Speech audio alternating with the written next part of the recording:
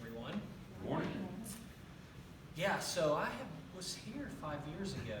I remember it being kind of overcast, not cold, because Texas is just not cold. I think it was in the spring of 18, and then I guess Ted came after. So if I look a little familiar, that's why. So yeah, I think we walked in at 10:39. So my wife works at our church, and our oldest daughter leads the worship. She's 14, helps with the worship, like you do here, for the kids. And so my wife's getting in the car at 8:10, and she's on the phone. One of the worship leaders was out, a computer was there, and so I dropped the kids off at one place, and I took my wife to another place. Then we got breakfast and brought her something back. And then we got out here. So I knew I wasn't going to be late. But good to see you again. Hope y'all have been doing well. Have you ever had trouble walking? You ever broken a leg or a foot or had foot issues? Have you, Luke? If you haven't, you will one day. Right? It's coming, right?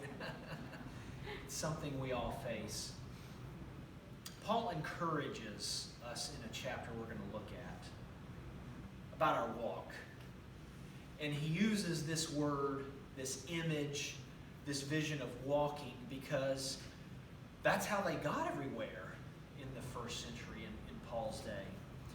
They had chariots, but those were kind of like limousines, like maybe you get to ride in those a few times in your life for super special occasions. I didn't see any in the parking lot, so I'm assuming we're all pretty normal along those lines, right? So walking was just, that's how they did everything. And so he picks up on that imagery in our chapter that we'll get to in just a second to say, this is how you live the Christian life. And so when he's using this image, this is just he's just connecting on something that everybody knows, everybody does, that's able on a daily basis, like driving a car for us. And so as we get into this, I want to ask you, not only have you ever had trouble walking, but have you ever had trouble walking through your Christian life? Has the Christian life ever faced an uphill mountain climb? Maybe you're crawling because it's so steep at points. Well, Paul's language here in the text, Paul's encouragement to us is for those times when it's difficult and for those times even when it's good. And so I want you to look for two things in the chapter here. In the translations, depending on what you have, might be a little different. So I'll show you which word it is for the walking imagery. Ephesians chapter 4. If you'd follow along with me, please. Ephesians chapter 4.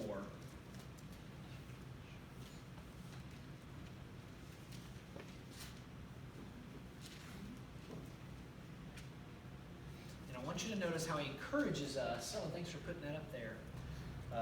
And it's, if you're using the Pew Bible, I just grabbed one of those, page 1158, or Ephesians 4. Ephesians 4.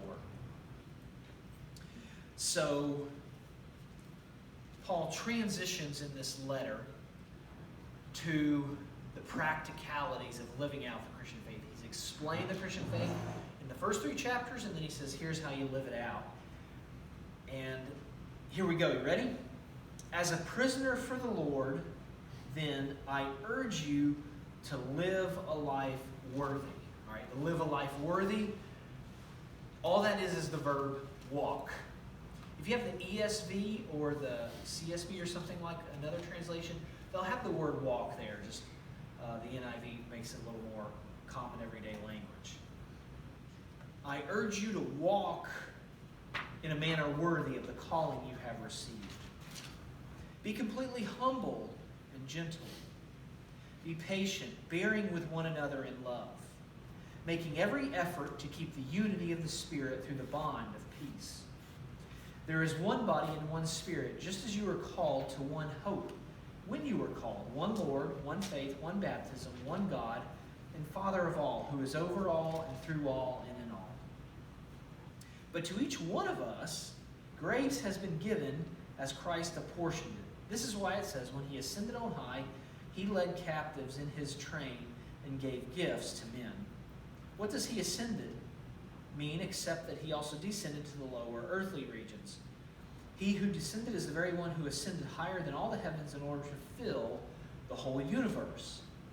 It was he who gave some to be apostles, some to be prophets, some to be evangelists, and some to be pastors and teachers, to prepare God's people for works of service so that the body of Christ may be built up until we all reach unity in the faith and in the knowledge of the Son of God and become mature, attaining to the whole measure of the fullness of Christ. Then we will no longer be infants, tossed back and forth by the waves, and blown here and there by every wind of teaching and by the cunning and craftiness of men and their deceitful scheming. Instead, speaking the truth in love, we will in all things grow up into him who is the head, that is Christ. From him the whole body, joined and held together by every supporting ligament, grows and builds itself up in love as each part does its work. Whew. Okay, I know that was a lot, but that's one complete thought for Paul, and it's something very helpful and encouraging, and it's a good reminder and challenging. I'm trying to fit it all in there of what Paul is calling us to. Now, I just want to walk through this to show the power of what Paul is saying here. Back up to verse 1, if you could. Thanks for putting that on the screen. I brought my computer because I had slides on there too, so can you back up to on there if you can? We'll get there. In verse 1, it says, Paul reminds them of where he is. He says, as a prisoner for the Lord. As a prisoner for the Lord. Have you ever had a bad day? You're like, Eddie, yes, how about yesterday? No. Yesterday was nice. The weather was nice. It was not 109. Did it get that hot out here too this summer? Oh, yeah. Okay. Not yesterday. Hopefully we're past that. I tend to let my bad days get to me sometimes. You probably do too. Paul is in prison when he writes this.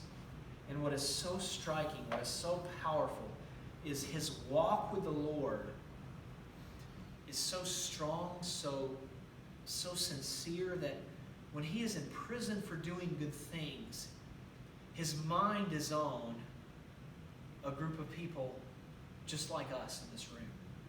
It's on a small group of people that were probably meeting in a house church room, maybe a little bit smaller than this, and his mind is on them. And there were several of those type of churches they were meeting in. And his mind is on them to say, hey, I want to help you. I want to guide you with your walk in the Lord. I want you to see the way to go. I know when I'm in my bad moments, I'm so focused on myself. I'm so concerned about my problems and the way things I want it to, the way things I think it should be. And is this making sense? I mean, we just get wrapped up in ourselves. And Paul here just, I think unintentionally says, I'm thinking about y'all when I'm in prison.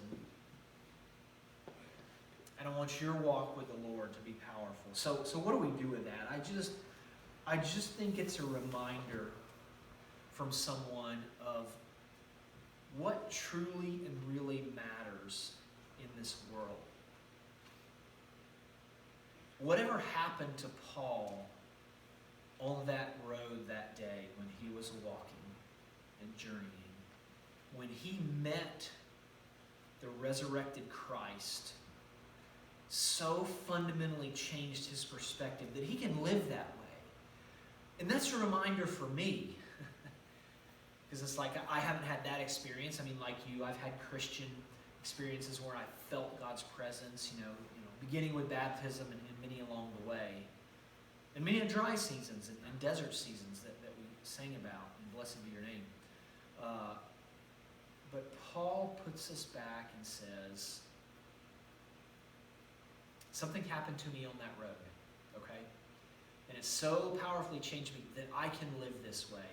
I think the same is true for us. We can walk in abundance and the power of God because of what he did and because of his work in our life.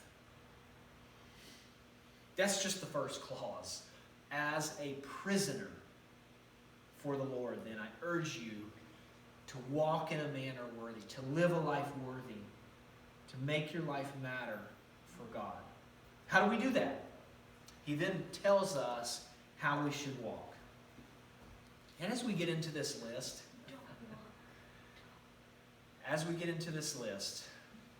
I think if we just picked one of these and worked on this week, that would be plenty. But Paul lays out, so many in here.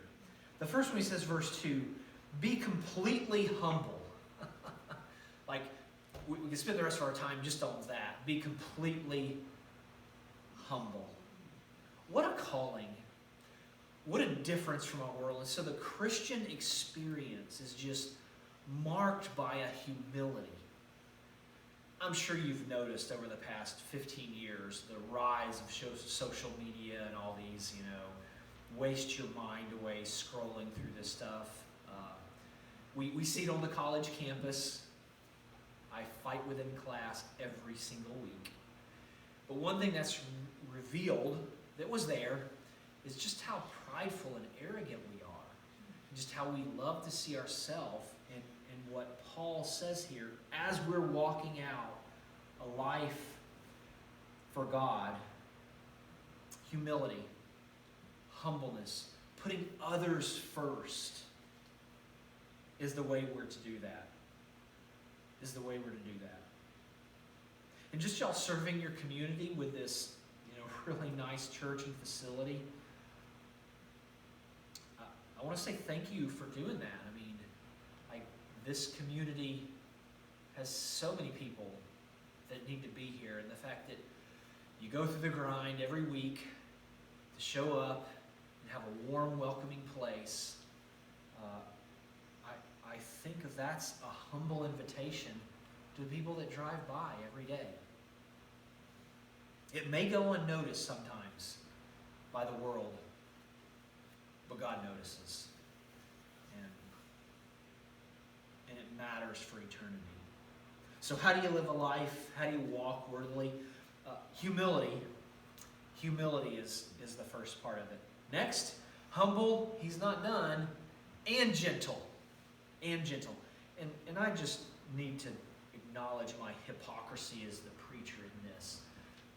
This is where I could be, where I need to be continually shaped by God each and every week as I struggle to not yell at kids sometimes, and I could be more gentle and patient. But that's the call, to live a life worthy and walk a life worthy. Be humble, be gentle, be patient, bearing with one another in love. Do you hear those things? Think about this. Humility, gentleness, patience, bearing with one another in love. Does that sound like something we need to be a part of? Absolutely. Absolutely. And churches and small groups and communities of believers that really do that consistently and regularly and go through the struggles. There's struggles with getting along and honoring each other and all that. You go through those tough seasons, but when that is the trajectory, you're walking in a manner worthy of God. And bless you for that. Verse 3, make every effort to keep the unity of the Spirit through the bond of peace. He shifts to this theme of unity, which is a driving theme in the book of Ephesians, as you probably know. And unity is really a call to say, hey, we're doing this together, we're in this together, we're walking on the same journey together. Make every effort. Make every effort. That is such a helpful reminder. Make every effort. You ever been at work sometimes and you make a little effort to do something? I see this with college, with student assignments every week, as you can imagine, right? It's like, I see the effort you put in here. And I'm probably too generous in my grading. But the call here is, as the believer, that we continually strive to make every effort, day in and day out. And it gets exhausting at times, right? Like, would anybody disagree with that? Why do we do that? Look where he turns to in verse 4. He continues this theme of unity. There is one body and one Spirit, just as you were called. Look at all the ones. One Lord, one faith, one baptism, one God, and one God and Father of all, who is over all, through all, and in all. Why can we move towards unity and walk the Christian life together? Because God is a God of oneness, of unity. And it really looks back to the Old Testament, when that imagery of oneness shows up that Moses preached about. Our God is one, the Shema, as you've probably heard. Something, a very interesting characteristic of God shows up here, if you notice this in the verse 6. If people want to know where God is, this is the verse that tells us. This is the verse that tells the world, where is God? He is over all, He's through all, and He's in all. So look at the imagery. He's over all, He's through all, and He's in all. So He's above it in terms of authority and power. He's involved, and He's up close and personal. That's the type of God we believe in. That's why you show up to church for decade after decade, because there's no getting away from it. And you know other religions. But the striking characteristic of Christianity is just how personal and involved God is.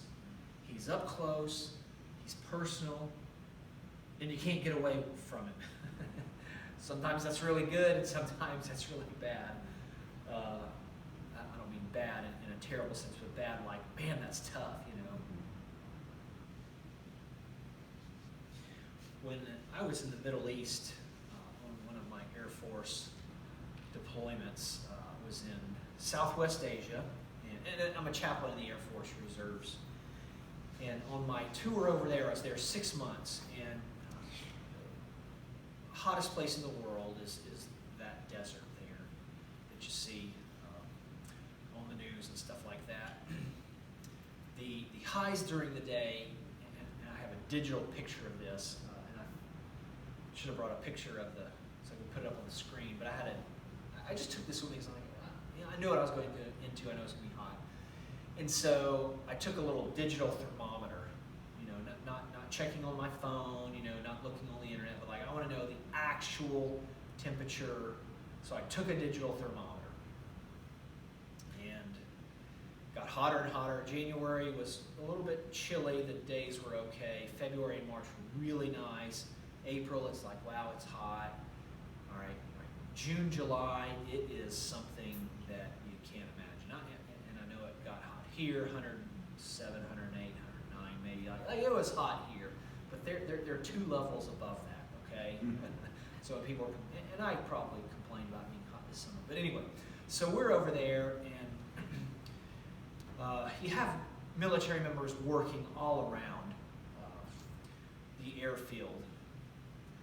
And our job as the chapel team is to go out and visit them, talk to them, keep morale up, see how they're doing. It's a very fun, meaningful job. And so one day I decided for our little team, hey, we're going to go on a long walk. In the heat of the day, it was 122. I had it on my little handheld thermometer, okay? That's in the shade. That's not like I left it sitting on the picnic table in the sun. It's 122, like actual temperature. I said, let's do this. Let's go for a very long walk, and so we're in long sleeves, which makes it even more awesome. And a hat, so we're not going to get sunburned, everything's fine. But we wanted to just communicate, hey, we know y'all are out here working in the heat, and they have shifts, and they can go to the restroom, take breaks, and go in some air-conditioned places. And so we just went on about a 4 to 5 mile walk. Around the whole airfield was a little over 7 miles. We didn't make it all the way. Somebody had mercy on us and said, let us take you back, and we were just kind of out of time, quite honestly. And so we'd walk. There's about a station about every 3/4 of a mile. Another, little gate. We could go in, and there were several, people working there, and sometimes more inside. And so we'd come walking up, and they'd see us, and they'd say, did your car break? What are you doing? We're like, no, we just wanted to make this difficult walk. It was fun. It was a great idea for about the first 30 minutes. It's like, man, we're suffering for America, It wasn't after that anymore.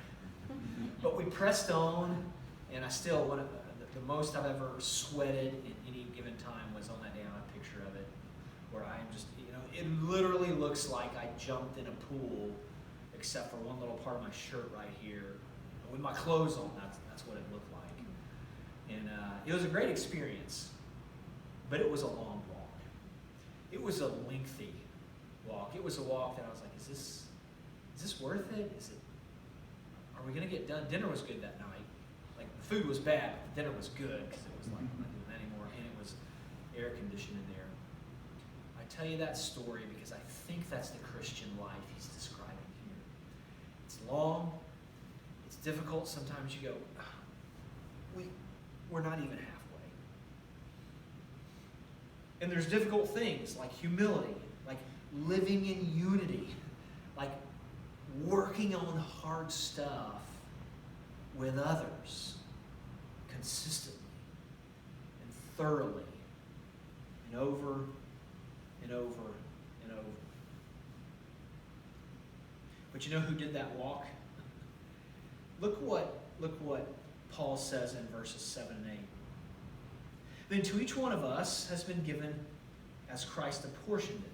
This is why it says, when he ascended on high, he led captives in his train and gave gifts to men. What does he ascended mean, except that he also descended lower earthly regions?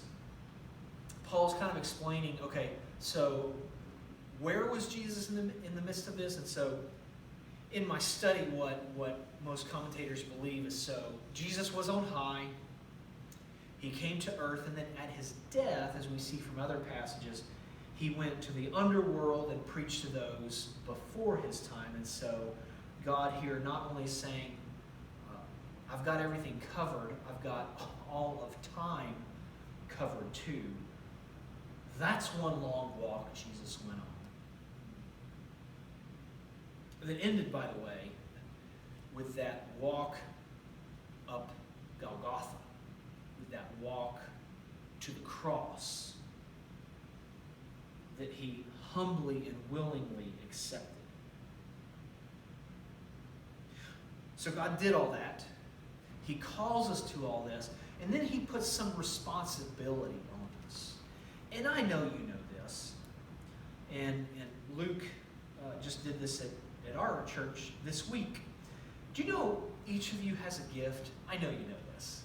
I know you know this. Luke just did one of those papers this week, right? Where you fill that out. You have a gift.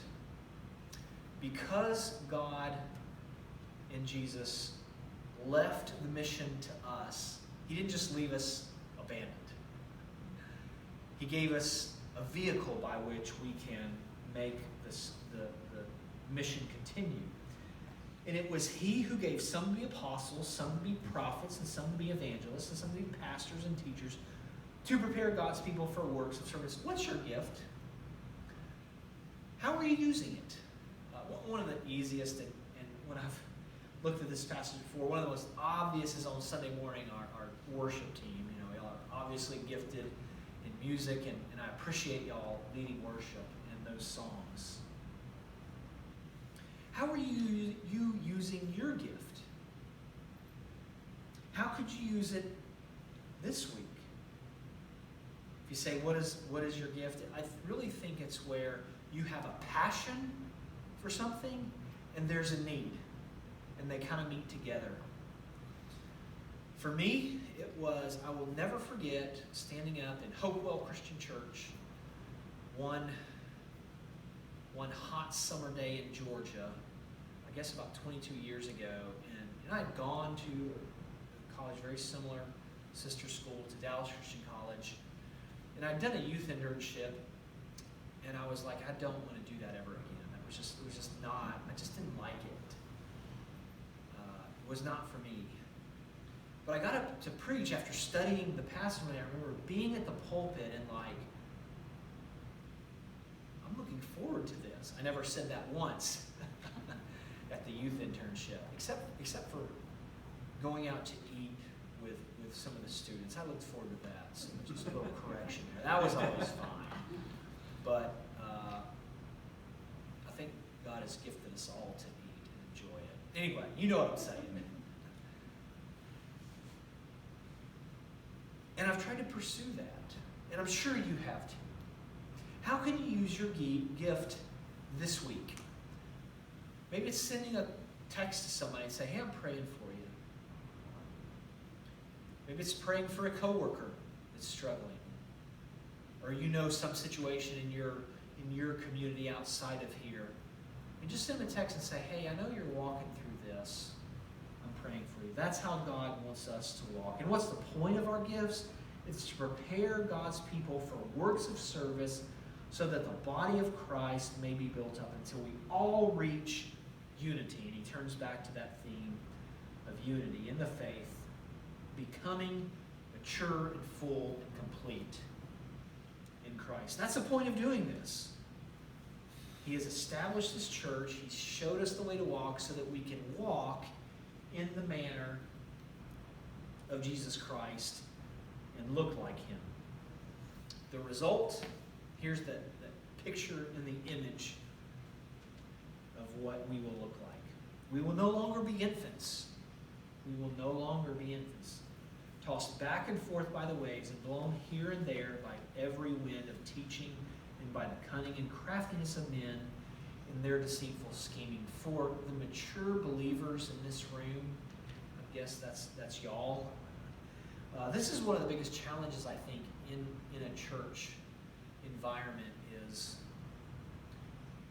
people that are beginning to walk, even if they've been a Christian for years, but just life is difficult in the sense of culture is constantly saying, here's what's true, you know, and y'all know the current cultural redefinitions of things, you know, that are going on now, and they change every 10, 15 years, and it's going to be something else in 10 or 15 years.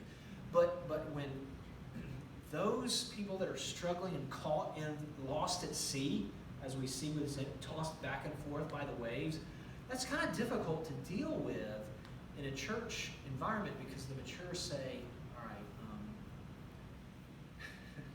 grow up. And that takes time and that takes patience, which is what Paul has just talked about. So I want to encourage you, if you're walking with anyone young in the faith, and you're like, how many waves are you going to get knocked over by? It takes a while. I know it took me. It took me a while. And I'm pausing because I'm thinking, I see this in students. Just the cultural waves, the cultural messages that pull them in, suck them in, and then knock them over like a big wave. It's like get out of the ocean, you know? There are better places to be.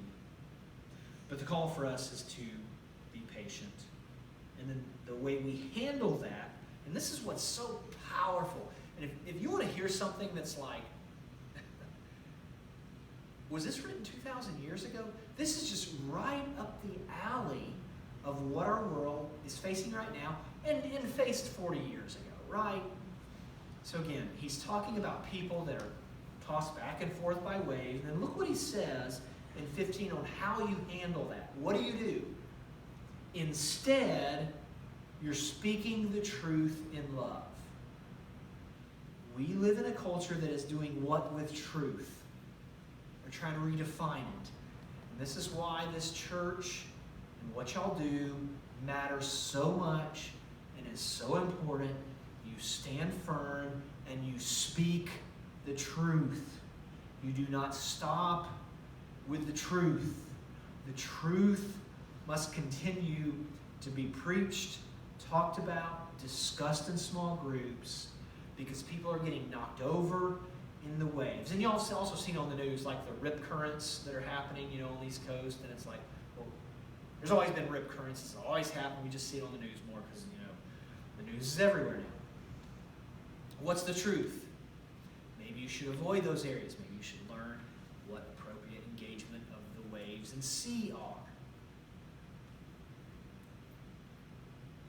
We need to keep communicating what the waves and sea can do. The waves and sea of evil and deceit.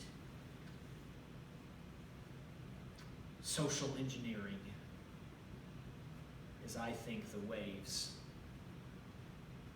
tossing people back and forth right now. What do? We continue to speak the truth in love. How can you do that this week? How can you speak the truth in love?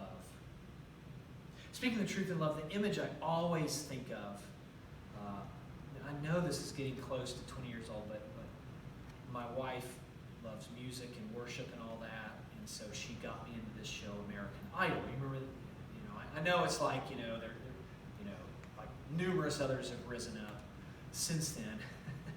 But you remember the first three judges, Paula, Randy, and Simon? Simon was on one end, all truth, no love, right? You remember? And I never disagreed with him. I was like, man, he's kind of mean. Now, we all know this was for entertainment purposes and all that good stuff. All truth, no love, right? What was Paula? All love, no truth. You could always see it on her face, right? Like you knew, like everyone in the room except the person up front knew that she's really having trouble telling the truth. It's on her face, but nobody can see it, right? Simon, Paula, and who's in the middle? Randy. And I can just see him doing this over and over. Bro, it wasn't good. And I appreciated that. I mean, actually, I appreciate it. It was good TV, right? It was good TV. God forgive me that I'm calling something called Idol good TV. Forgive me for that, but y'all know what I'm saying. I think we need to live like Randy, Speak the truth in love. And I think sometimes the church kind of struggles with that. So we've got the truth, we've got to get it, and it sometimes come off as very harsh. Paul continues with how and why we can walk out speaking the truth in love, because he turns back to Christ in verse 15. We can grow up to be like him. Christ is the one who we're aiming for, who we're striving for. We will be with him and like him. In verse 16, from him, the whole body, joined and held together by every supporting ligament, grows and builds itself up in love as each part does its work. So our call to walk out this Christian life, is so that we can look like Christ. Can I ask you to do something today? When the sun is setting and it's not, is it going to be 90 something today? Which after this summer, 90 is, I didn't look at the weather yet. 91? Thanks, that's not too bad. When the sun is setting and it's in the low 80s, it'll be nice. I want to ask you to go for a walk tonight. Whether it's just to the mailbox or around the block, or maybe out here, I bet some of you live on long gravel driveways. And I want you to pray and say, God, where can I walk stronger in you to grow up in you more? God has called us to walk in a way to grow up in him. That's where the journey leads. Bow with me in prayer, and then we'll turn to the Lord's Supper, where we get to sit with him who has completed the walk for us. Father, thank you for your love.